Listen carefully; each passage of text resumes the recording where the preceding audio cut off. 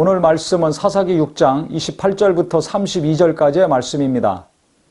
그 성읍 사람들이 아침에 일찍 일어나 본즉 바알의 제단이 파괴되었으며 그 곁에 아세라가 찍혔고 새로 쌓은 제단 위에 그 둘째 숫소를 드렸는지라 서로 물어 이르되 이것이 누구의 소행인가 하고 그들이 캐어 물은 후에 이르되 요아스의 아들 기드온이 이를 행하였도다.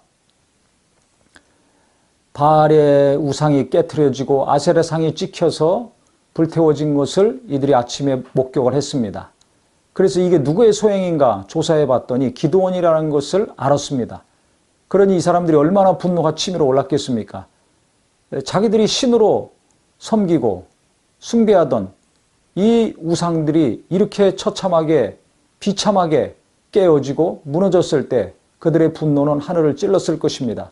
그래서 이들이 몰려와 가지고 기드온의 아버지 요아스에게 요구를 합니다. 어떤 요구를 했냐면 성읍 사람들이 요아스에게 이르되 내 아들을 끌어내라. 그는 당연히 죽일지니 이는 바알의 제단을 파괴하고 그 곁에 아세라를 찍었음이니라 하니, 즉 기드온을 내놔라.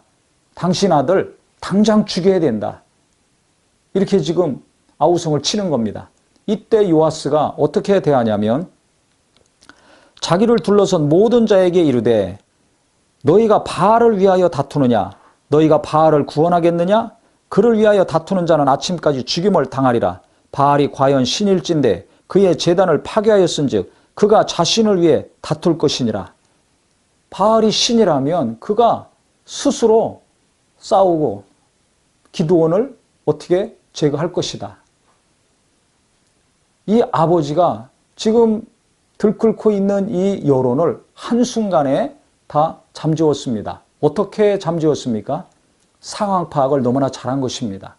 기드온이 하나님의 함께 하시고 하나님이 인도하신 것을 이 아버지에게 잘 설명을 해서 아버지가 하나님께 돌이켰는지 아닌지는 성경에 나와 있지 않습니다.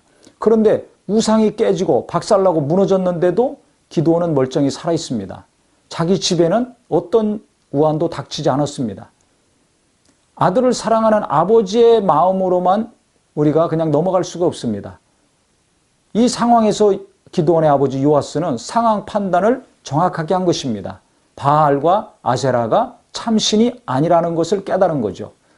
만약에 하나님같이 그들이 능력 있는 신이라면 그 신이 이 기드온을 가만히 둘 리가 없습니다. 자기 집이 평안할 리가 없습니다.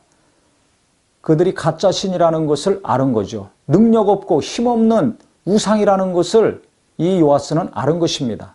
그래서 그들이 진짜 살아있고 능력 있는 신이라면 자기들이 해결할 것이다.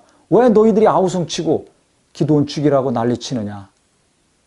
그러니까 이 분노하던 사람들이 조용해졌습니다.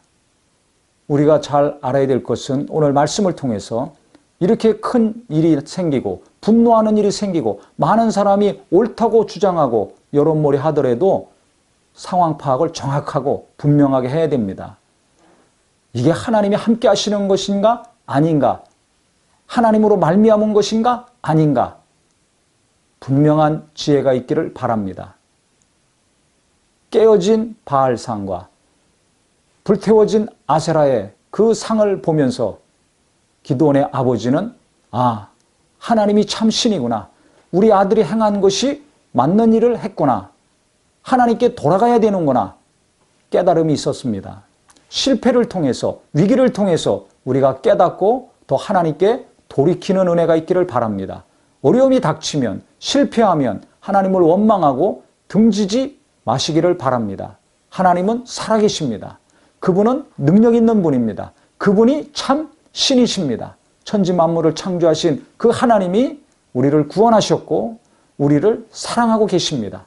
하나님께 대한 분명한 믿음, 신실한 믿음이 있으셔서 위기의 순간에 또 하나님을 가까이 함으로 하나님이 항상 가까이 하시고 더 붙들어 주시는 은혜의 삶이 되기를 예수 이름으로 축원합니다.